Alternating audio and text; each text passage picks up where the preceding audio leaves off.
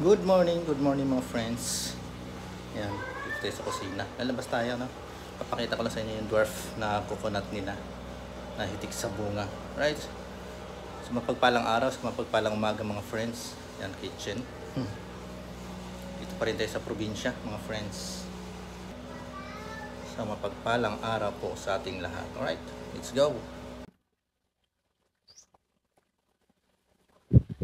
So ito po yung sinasabi ko sa inyo mga friends na dwarf coconut tree. As you can see.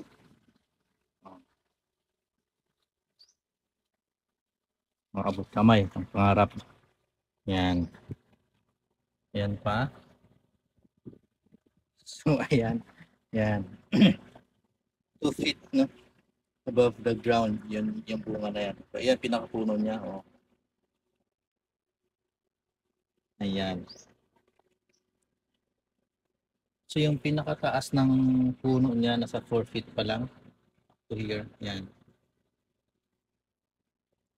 So yan po yung dwarf coconut. Yan. Diba hitik sa bunga. At itong mga bunga na ito, hindi pa nalalaglag pero tumutubo na. Ayan. Yung bunga na yan, balak namin dalhin. Ay tanim namin doon sa Antipolo. Doon sa bundok. So yun yung mga bagong bunga niya. Wala nang buko rito. Halos pang-kupra na yung bunga niya. Yan, pag na-harvest to lahat, mag-antay na naman ilang months bago pa lumaki ang mga bagong sibol na bunga na yan. Yan. So may ibang dwarf pa dito mga friends na hindi pa lumaki. Yung sa labas na yun, ayan. Dwarf din yan. Hindi pa siya namunga. At yung isa dito. Yan. Dwarf din yan. Hindi pa rin namunga. Puno na yun.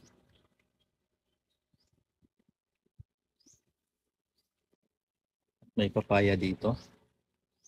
So, hinog na. Kaninang umaga may kinuha ko 2 bunga hinog. Yung sa mataas na puno. Yan. Di ba may hinog pa? 2 yung kinuha ko kanina. Kinain ko na yung isa. Oh, di ba? Sariwang sariwa. Ganito po dito sa probinsya mga friends. Sa bukid. Yan. Malunggay. May lemon sila dito. Organic na lemon to. Grafted to eh. Kaya maliit pa lang. Yan. Bunga. Tapos meron pa sa labas. Yun. So lalapitan natin sa labas. Sama na yung saging. Yan. At ito bagong bungang saging. Oh.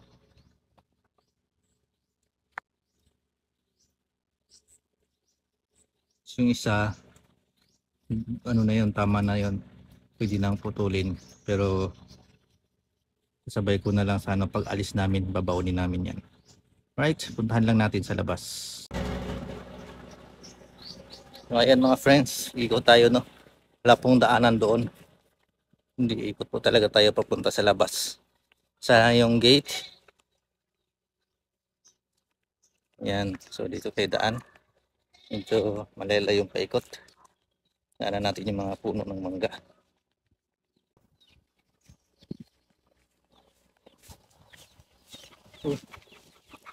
Ito hinog. Sakto ba sa hinog to?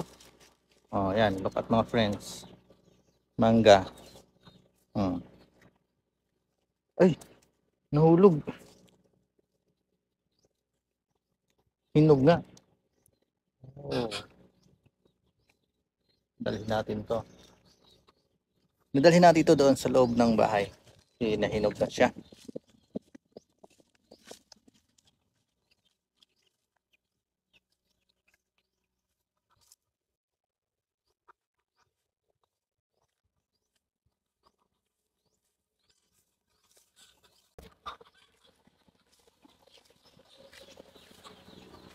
Dito na tayo, bandang Likuran. Malapit na tayo doon sa saging na pupuntahan natin. Saka sa mga lemons. Maraming lemons. Lemons. Ito puno rin po ng lemon yan. So, nasira yung bunga dahil sa init. Anyway, kahapon sa kanisang araw pala nag-ulan na dito dahil may bagyo. At yan medyo naambon-ambon. May bunga pa. Pura natin.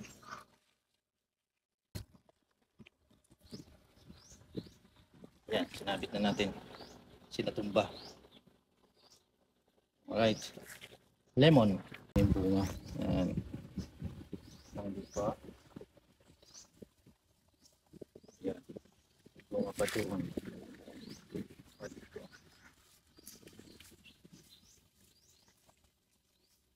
Dwarf lemon.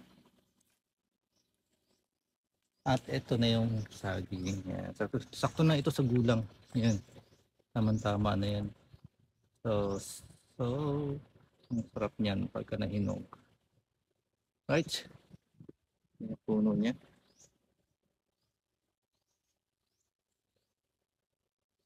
Ang bala ko dyan mga friends. Nadalhin namin yan pag uwi ng Bulacan. Yan. Sa ayaw at sa ayaw nila dadalhin ko yan. Right. Ay, ito isang punong dwarf pala. Yan. Ismula na siyang umulaklak. Yan. Ito. So, walang bunga. Sana sunod na may sisibol na ganito. May lalabas dyan. May bunga na. Dito po lang. Meron din pala. Oh. Hindi lang namunga. Pero malapit na yung mga friends. Hindi mo. Baba niyan. Yung pinakapuno niya hanggang tuhod ko lang. Diba? Dwarf coconut. Saging lang may puso. Yan. Ito yung balon. Ito yung water source namin dito. Well, yan. Sa loob yan. Tumaan lang ako dito kasi may bunga yung langka. Alright.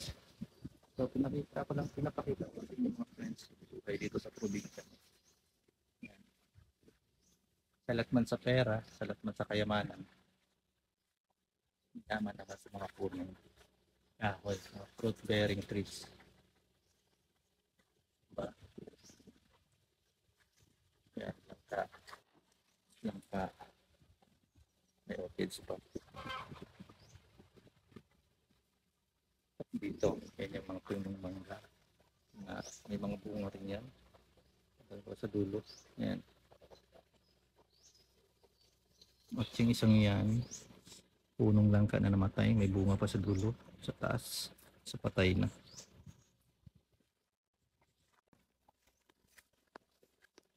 Yan, pabalik na tayo, no? Dito may punong mangga din. Yan, may bunga din yung mga friends. Doon sa kabilang side. Hindi gaanong maraming bunga itong puno na to.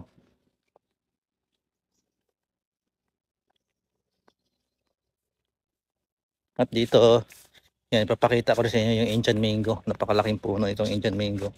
Itik rin siya sa bunga. At actually kanina lang nanguha ko ng Indian mango. Nanunungkit ako. Pinili ko yung mga hinog. Marami na kasing hinog eh. Hindi siya sabay ng bunga. May nauna. Yung mga hinog na magulang na. So ito dito, hindi pa siya pwede. Yan, sobrang asim pa niyan. Maliliit. Yan. So yung mga bunga niya, no, yan. Parang nasa sayad na rin sa lupa. Yan. So paikot. Indian mango po yan. Punong-puno din sa bunga. Yan, nahulog yung patay na sanga. Yan. Hanggang taas po yan. Palibot. Daming bunga na ito. Hanggang taas.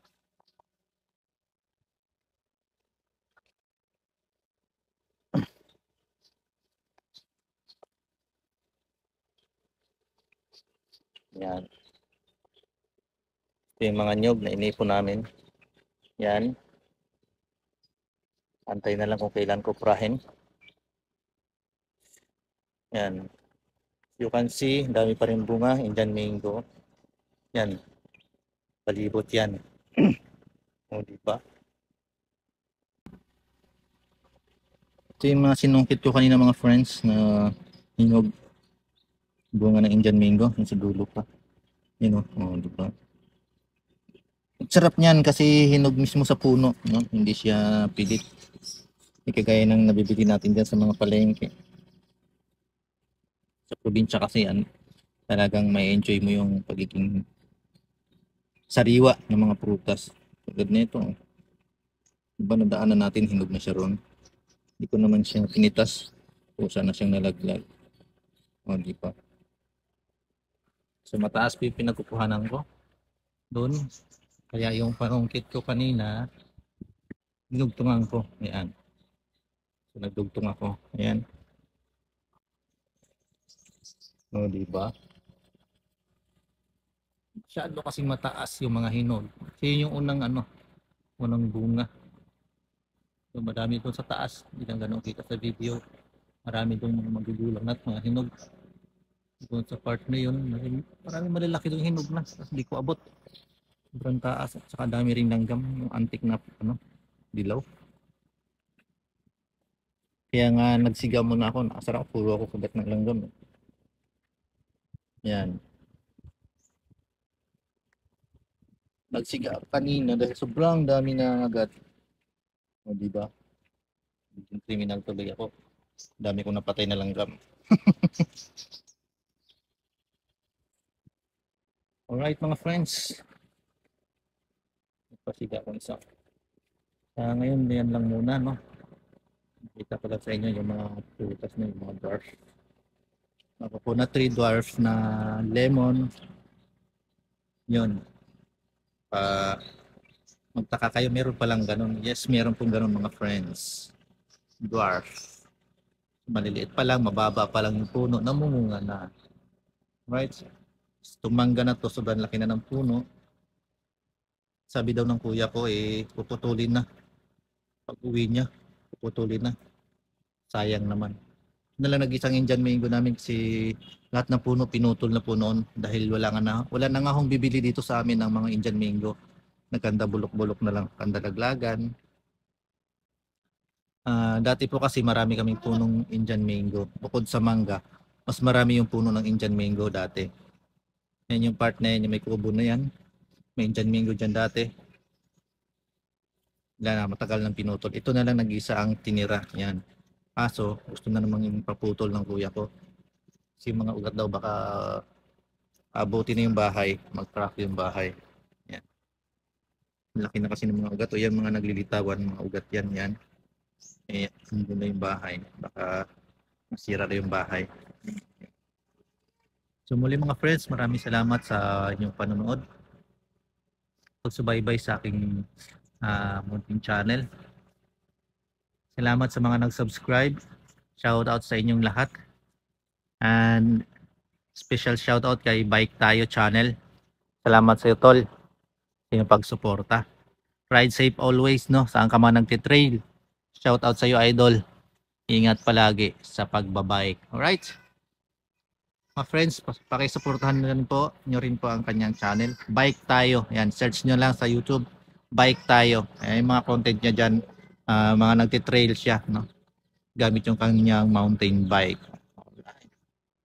So muli mga friends, salamat sa inyong pagsuporta. Salamat sa aking mga solid viewers.